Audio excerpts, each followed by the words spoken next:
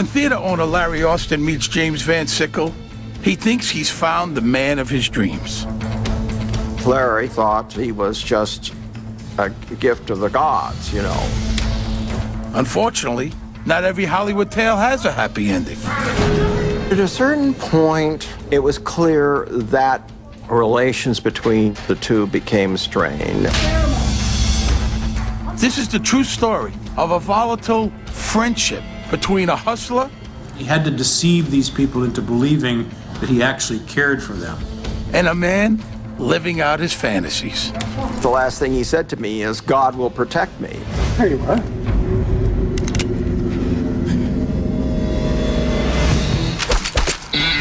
My name is Steve Sharippa. I grew up in a pretty rough neighborhood in Brooklyn, New York. I've seen good people turn bad and bad people turn worse. Some took contracts to carry out a hit. Some were victims of a hit. To hitmen, life and death is just part of the business. It's nothing personal.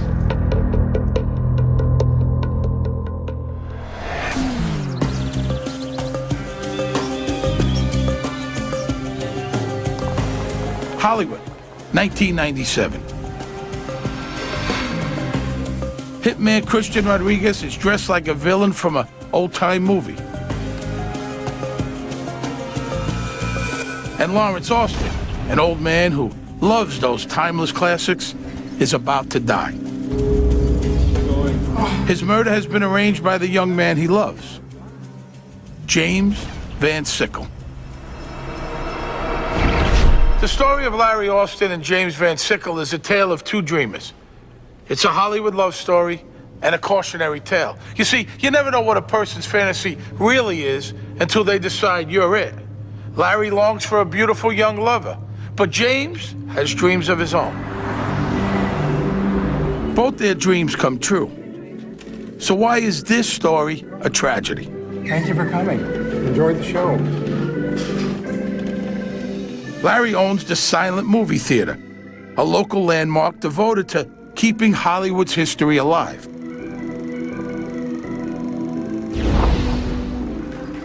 Inside his theater, he's a living connection to those glorious days. We would have this routine at the beginning of each evening that he would come down the aisle while I played Pomp and Circumstance. He was full of pomp and circumstance. But on the other hand, it reflected that he thought he was presenting something important. And he was. He was. Welcome, everyone, to the world's only silent movie theater. Larry Austin loved being a showman. He loved going in front of the audience and just talking and introducing the film. Enjoy the show. He told me that his family was involved with early Hollywood. He said his father was a character actor and his mother was the head seamstress for Cecil B. DeMille. And I thought, wow. Austin loves Hollywood traditions, like making up your own backstory. Austin says his dad was silent movie actor William Austin. Not so. And his mom, well, she never sewed a stitch for Cecil B. anyone. But in Hollywood, it's all in the presentation. Act the part, and it's yours. Tonight, we're going to show Sunrise. There's only one missing piece. His very own leading man. One night, he appears. Larry's Nighthawk in shining armor. James Van Sickle. Larry Austin first met James through a mutual friend. When Larry asked for help to paint the theater, he brought James along. Here is this great big guy who probably was Stanley Stunning when he went to the gym every day. Broad shoulders and big arms, handsome face, all-American boy, but large economy size, you know. James Van Sickle might not be everybody's idea of a dreamboat, but he is Larry's.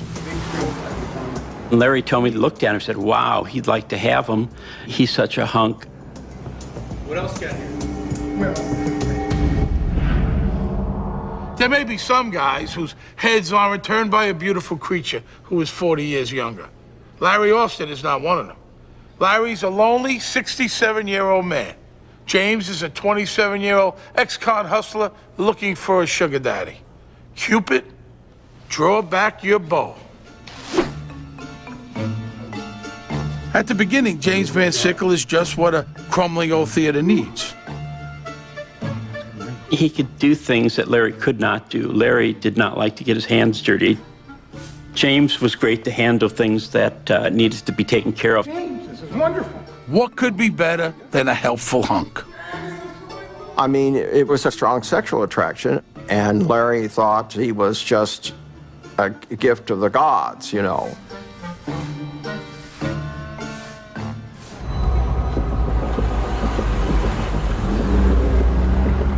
It doesn't take Larry long to decide James would be great around the house, too. It was just a relationship of lust. You're smelling good. Here is a much younger guy who had done some hustling and had latched on to this much older man who had fallen hard for him. And it's a classic recipe for big trouble. Larry has no idea who he's lured into his bedroom. His young lover is fresh out of the pen. 6 years for beating an older gay lover half to death.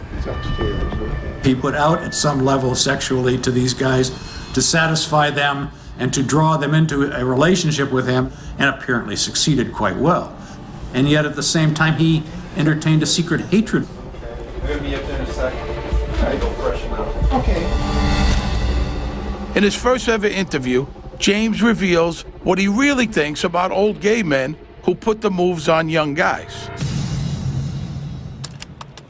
Well, I think they're all scum, okay? The scum of this earth, and I would try to win their trust, all right, to a certain extent to where I could get within their residence, get them alone to where I could do what I felt I needed to do to them in order to punish them.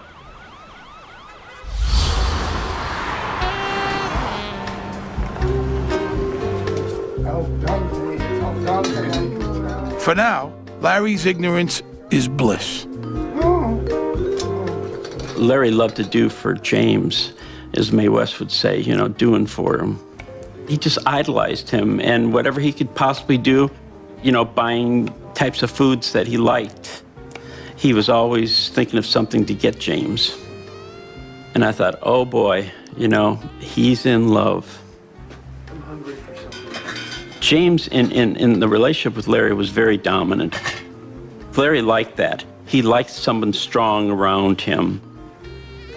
Is James as into Larry as much as Larry lusts for James? Not really. James doesn't see his involvement with Larry as a relationship. It's a job. He acts like a loving partner, and in exchange, he gets a nice lifestyle and some cash in his pocket. There's a word for what James is doing. You smell so good. Hustling is the politest one. James is good at it. How good? Well, Larry will never know. But James isn't even gay. When I would ask him, did he enjoy this? It was clear he did not. He comes across to me as a straight guy. He professes personally to be offended at gayness, and yet he engages in it. James Van Sickle is not at all whom he appears to be. Larry Austin's been making pillow talk with a time bomb.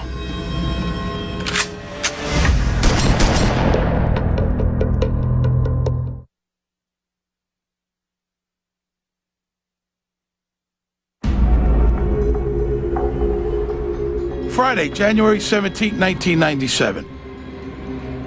Hollywood Silent Movie Theater is playing Sunrise, a romantic drama built around a murderous plot.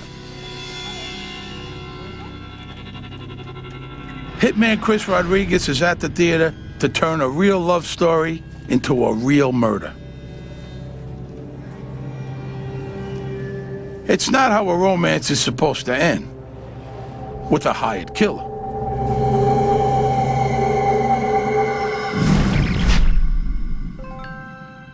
Rewind 7 years, and Larry really believes his boy toy loves and admires him. He thinks James shares his passion for old movies. It's an act. He had no interest in film whatsoever. He pretended like he liked the silent movies and he had a love for the film. And he played to Mr. Austin's vast ego.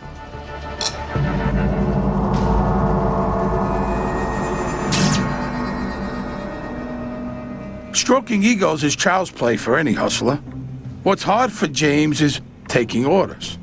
He's working at the theater, and Larry's the boss. James,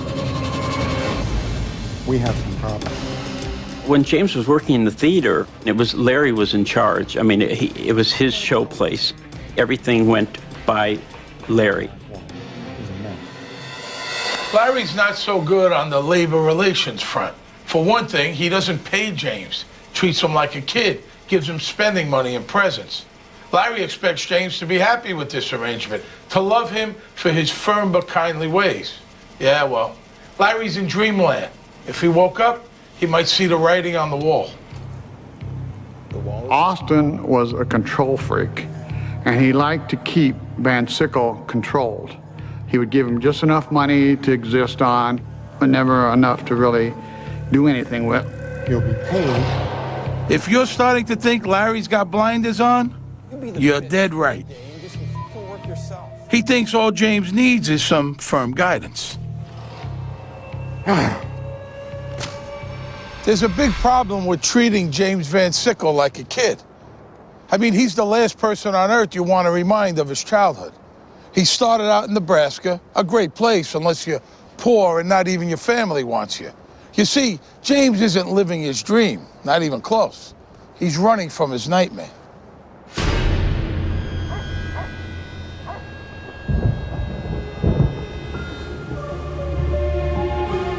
James grew up in a troubled household, shall we say.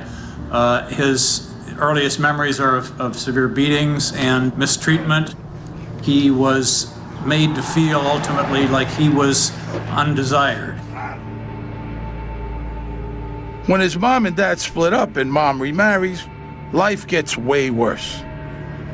His new stepfather has his own kids, and the blended family is toxic.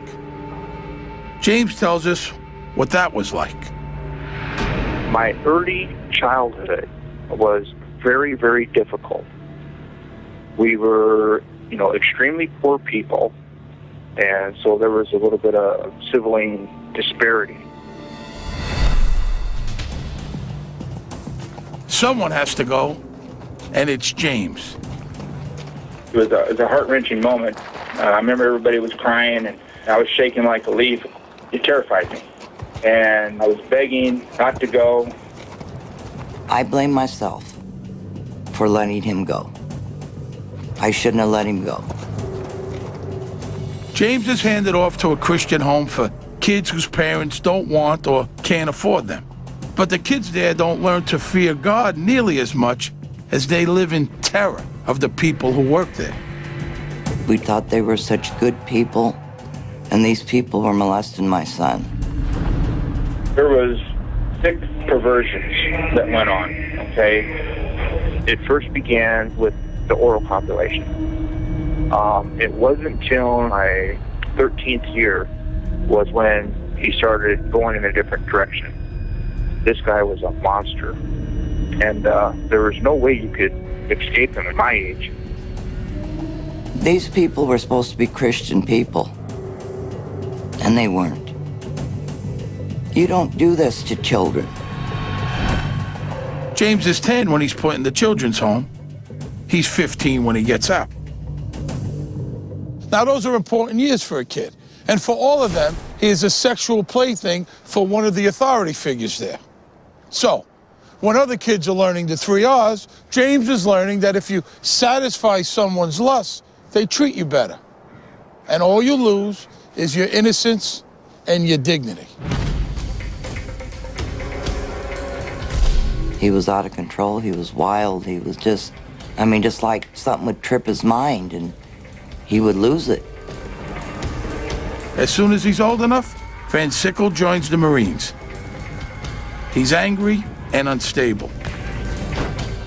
He said in the Marines that there was people that was the same as his molester. He's soon discharged and ends up on the streets of LA.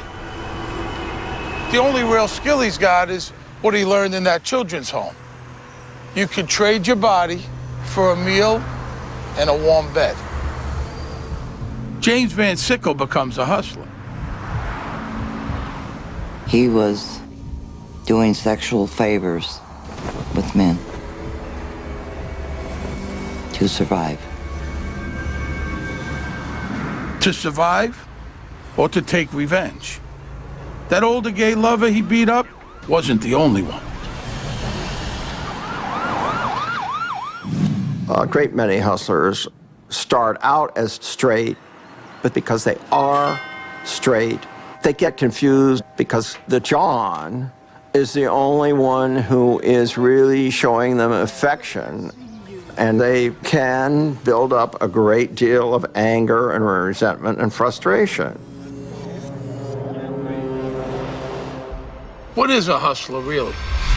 I've known quite a few over the years. I'll tell you, they're stick-up artists whose weapon is charm. They convince you that you want to give them what they're demanding. James as a person just rubbed me the wrong way. And I can tell a user right from the get-go, someone that looks like he's going to be scamming somebody, and he just came off that way, that he was just out for himself, and watch out. After 2 years with Larry Austin, James' biggest beef is he's still not getting paid. James, what are you doing? He solves that with direct action. Just getting a little money.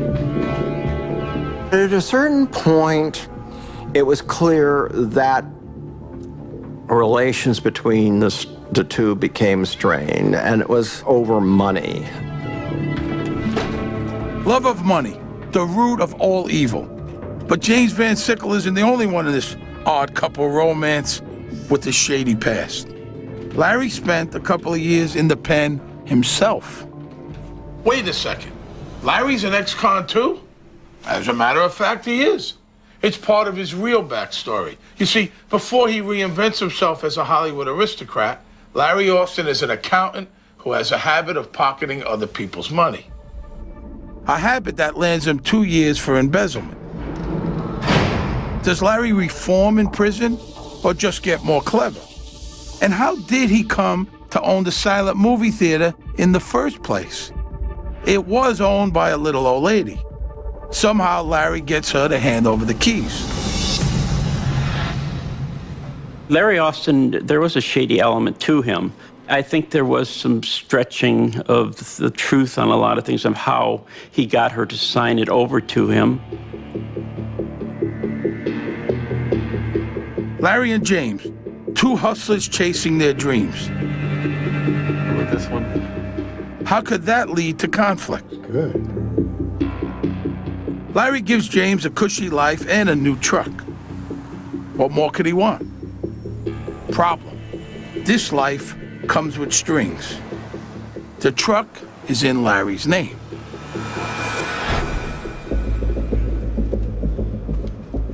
When James cuts those ties and gets himself a real job, he does pretty well. He was well liked, he was making decent money, he was well thought of as a worker. He manages a small lighting factory. He hires a guy named Christian Rodriguez to do the shipping. Remember Chris, we haven't seen the last of him. Rodriguez was a poor kid who was a little bit slow. He was just a simple person. He was married, he had children. Putting lamps in boxes is a little too complicated for Chris. He gets fired.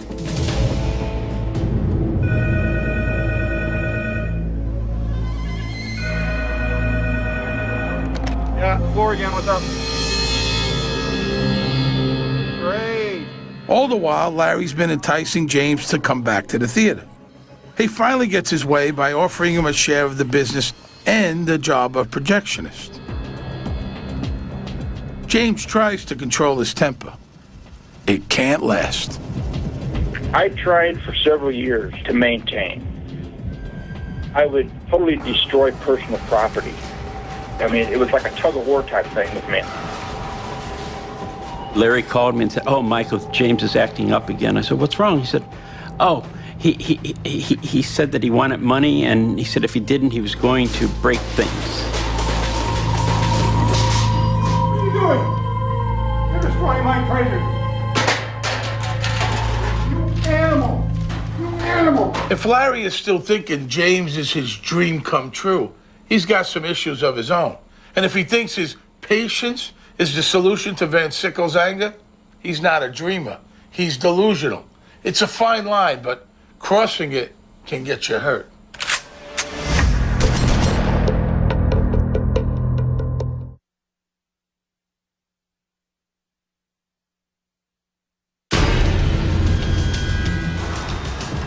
What begins as a normal evening at Hollywood Silent Movie Theater is soon going to be very unsilent, thanks to the 357 that first-time hitman Christian Rodriguez has brought to the show.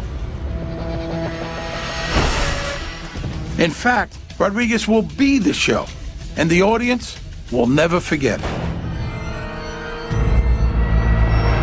Before that fateful night, James Van Sickle and Larry Austin are lovers who are heading in different directions. Larry's in love. Trouble is, his young lover is scarred and damaged, and Larry is rubbing salt in his wounds. James thought he had found himself a sugar daddy, but the taste has gone bitter. They've been together 6 years now. A long, bumpy road. The relationship was disintegrating him at this point. Larry had turned him down for some hunk of money. I was standing outside of the theater once before the show, and he came out. He seemed to be very angry, mad at Lawrence, and he said something to the effect that, well, that old man better watch out because he may wind up dead one day. Larry! I want my money! But He recruits a couple of thugs to help him rob the theater. you're robbing me? Hey, come back! James really became unsettling when he attempted to rob the theater. That was really out there and scary. James clearly has problems with impulse control, but he isn't stupid. He comes back contrite and with a peace offering. The other guys made me do it, he says. Larry buys it. The bad guys forced James to rob the silent movie theater? I mean, how likely is that? You may not believe it, but Larry does, or he pretends to. That way the whole conflict could get swept under the rug. Denial. It can be a fatal disease. How do you like that, eh? Larry really was in love with him, and he was looking for ways to forgive him, too. I mean, it was very sad and complicated and volatile. It was definitely like a moth going to a flame. He just couldn't stay away. Austin found James compelling enough to keep him around even though he was smelling the danger. Tells you there's something going on here at a sexual, emotional level that's not easy to unwind. You'll be a star. To calm the waters, Larry surprises James with what he's always dreamt of: financial security. He writes a will naming James as his sole heir. Austin must have felt that kind of emotional warmth towards James. How else do you envision him wanting to give what remained of his, his financial empire to James upon his demise? Trouble is, to James, Larry is now worth more dead than alive. Obviously, this was not well considered, for sure.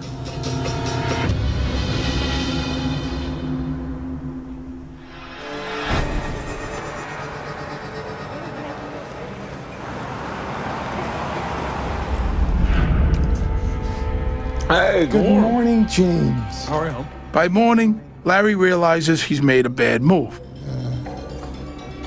That will. Let me keep it somewhere safe. It's safe? Right here. Austin's decision to put James on the will is what probably triggered James into thinking, now I can take advantage of this guy fully the way I really want to. It might have been his death knell. It was the culmination of a lot of effort by James to get there, and that success at seeing himself now empowered financially by Austin let him begin thinking, now I can get rid of this guy.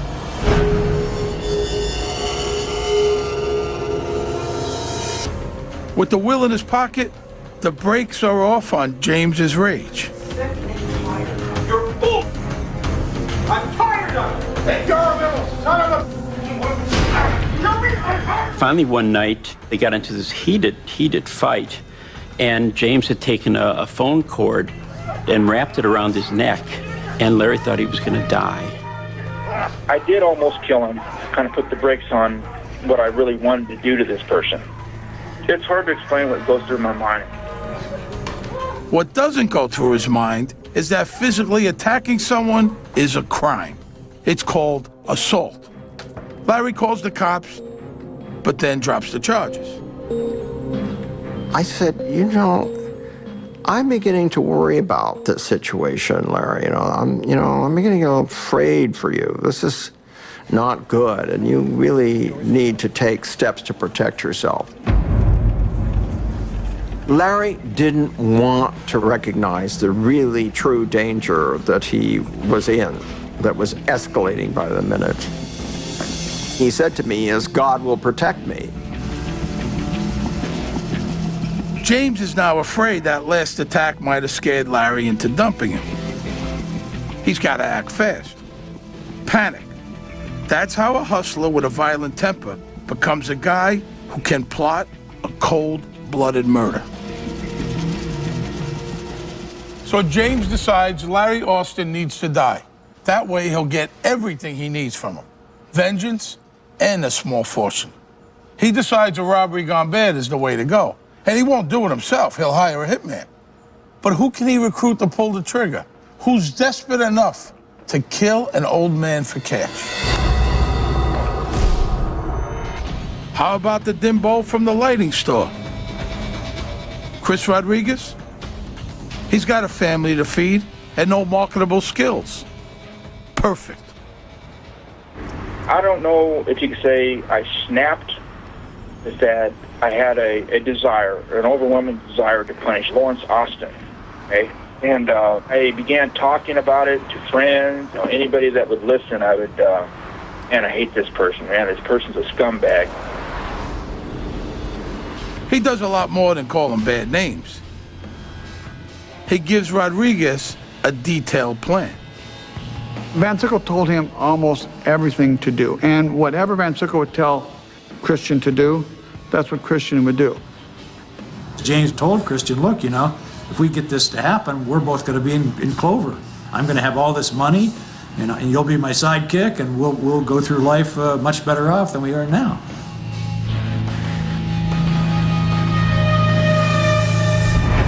So Larry Austin, the keeper of Hollywood's history, is about to become part of it.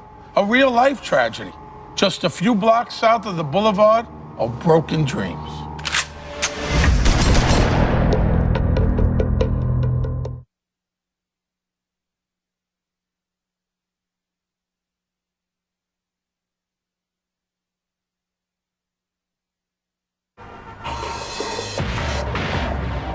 Hollywood, January 1997. James Van Sickle has decided to snuff out his longtime flame.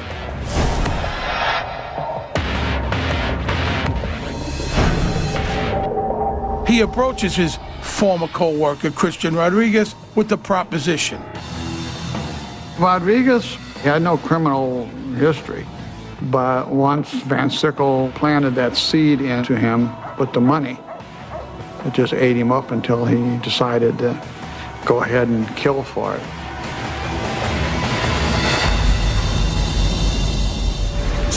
Chris Rodriguez sees his dream coming true.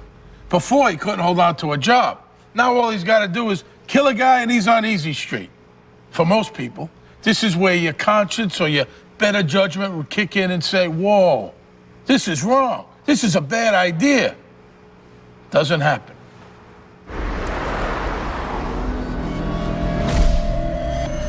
My sense of Rodriguez is he just never really gave this the kind of thought it needed.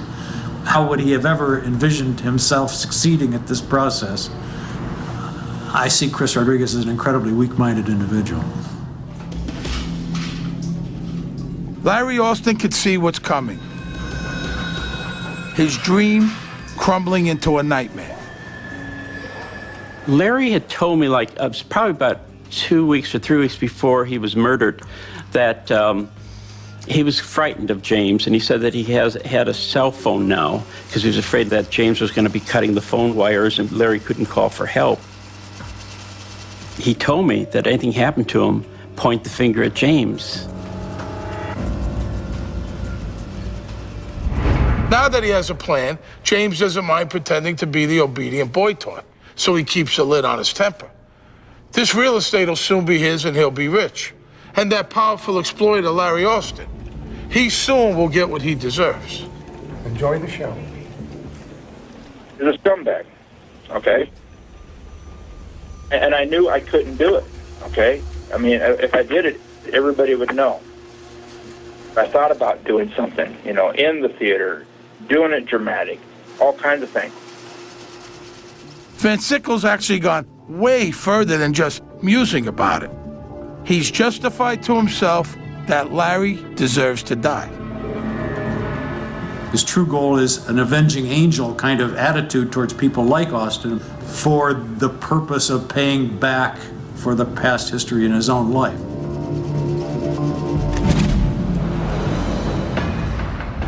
James picks Friday, January 17th, 1997 as the day for Larry to be killed. It'll be busy and Austin will be distracted. On Tuesday, he goes over the plan with Chris Rodriguez. The hitman will act like he's robbing the place. Rodriguez gets a gun. No money. It was almost unbelievable that he would have done this with nothing down, and he thought, honestly, that Van Sickle was going to pay him. I said, so in other words, you did all this on credit. You did this all on credit.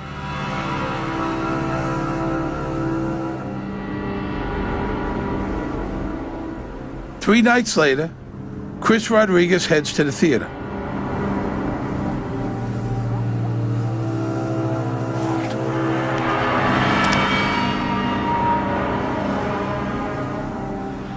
We started the show as usual.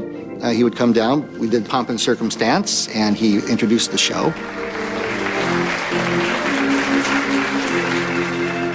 Lawrence Austin welcomes the silent movie audience To the world. for the very last time. Tonight we're going to show something. Hi there. This one? Okay. Tonight, Larry Austin will fall victim to a masterpiece of foolishness. Chris Rodriguez isn't playing out some twisted dream of his own. He's a simpleton and he's got a simple plan. He's gonna kill old guy, get money, feed kids. James Van Sickle is more complicated, but his judgment is clouded. He's so angry, he can't see Larry isn't really the guy who hurt him. And Larry Austin, well, he thinks everything's great. Three people, three distorted views of reality. That's how dreams become nightmares. We went through the first short, and then we went into the second movie, which was called School Days, and it was a comedy starring Larry Seaman. Rodriguez has never shot anyone. It's his debut and he's got stage fright. He was very nervous. That at one time he got up, he went into the restroom, and he was sweating a little bit.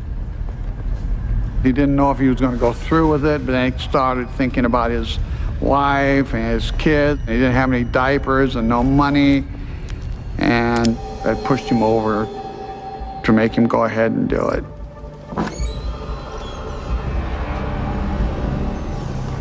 got up, he went to the candy counter.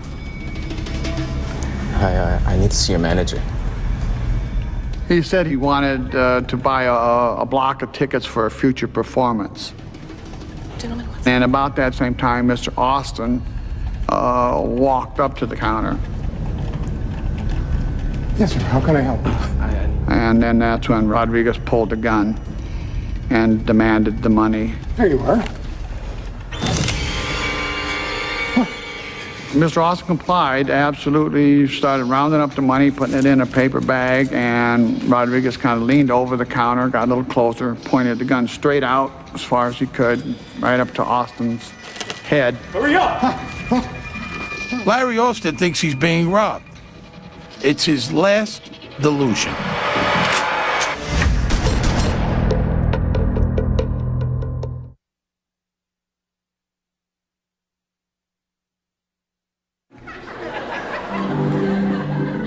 In the silent movie auditorium, the audience is enjoying School Days, a short comedy about a bully getting his comeuppance. In the lobby, a different story of revenge is playing out.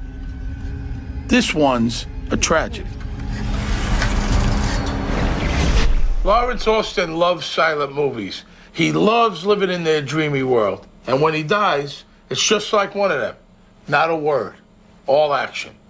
Tonight, inside a theater in Hollywood, there'll be a murder that will end several dreams. It won't be on the screen, and it won't be silent. Hurry up! From 5 feet, you could miss if you're nervous. 2 inches, 5 inches, right in the head, you're not going to miss. It was more important that he had diapers and rent than Mr. Austin had a life. At that point, he became a stone-cold killer. The script says no witnesses. Too bad for ticket girl Mary Giles. He turned to Mary and shot her point blank. Miraculously, her wound is not fatal. I heard a series of pops coming from the lobby, and I had thought that someone was firing off firecrackers. And so I had turned around and I stopped playing. I heard a few more pops, and then I see a man running down this aisle, shooting over his head, just shooting wildly. He ran down an alley and to his car, which he had parked a couple blocks away. After he went out the back door, I ran up to the lobby, and that's where I saw Mary. And there was Lawrence there, and he was shot through the eye.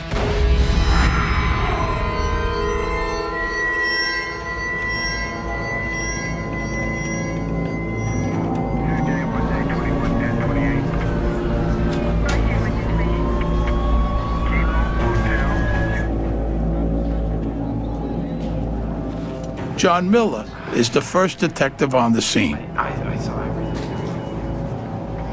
Now, originally, we thought it was a robbery. I had all the signs of robbery with the money, with the victim being shot behind the counter. The strange thing about it was he was shot point blank. I mean, obviously killed him instantly, but then he was shot twice more in the leg, which didn't quite make sense to us. I want to help. The projectionist seems eager to help, but he does hold something back. He didn't mention anything about relationship with Austin. He said they were good friends and that he admired him because they both had this love for silent movies. Even though he apparently hated Austin enough to want him to die, he tried to manipulate this into a situation where it appeared that he was an innocent witness to this terrible crime and not the perpetrator. An hour or so after the murder, James had come up to me and said, we need to reopen this theater and run it as Lawrence had always run it before, and it'll be you and me, Dean, and which I thought was kind of strange to say that since his lover had just been murdered. At Larry's funeral, James acts as a pallbearer. It's the end of a great era. I mean, we lost an individual that was dedicated to preserving the silent movies, the birth of the industry, and he's gone.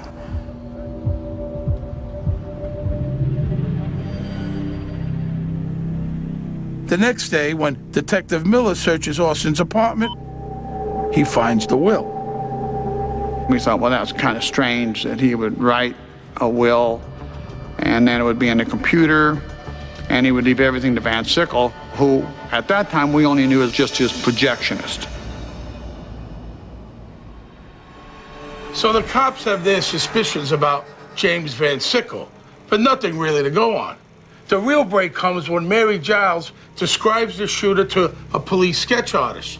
She's got an eye for detail, that girl, I'll tell you. This sketch is so dead on that as soon as it hits the papers, Chris Rodriguez's own relatives call the cops. At Chris's place, they find evidence that ties him to James. Rodriguez confesses in a heartbeat, James is arrested, and Detective Miller's dream comes true. What do detectives dream about? Cases that solve themselves. Our investigation determined that Van Sickle, who was designated as the sole beneficiary of Mr. Austin's estate, which is valued in excess of $1 million, hired Rodriguez to kill Austin for approximately $25,000. When James was arrested,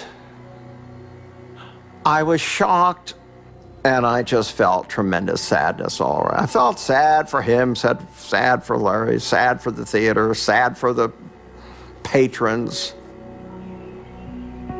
Both men are found guilty of murder. But when the jury hears what James Van Sickle's childhood was like, they take pity on him. Him and Chris Rodriguez are spared the death penalty. They both get life without parole. To this day, Van Sickle says he's innocent. Never did it. I did not hire this guy to do it. No one believes him, which is why he's speaking to us now from a California prison. James Van Sickle's mother serves her own life sentence, thinking of how different things could have been. I think he was a victim of his mind. He had so much anger that he was hurting people. I just want some peace for my son.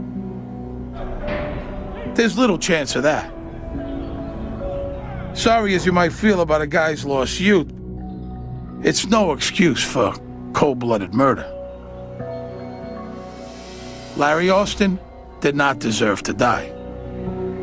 He brought a lot of happiness to people, and I think Larry would be appreciative that a lot of people can walk away and say they were glad that Larry ran the silent theater.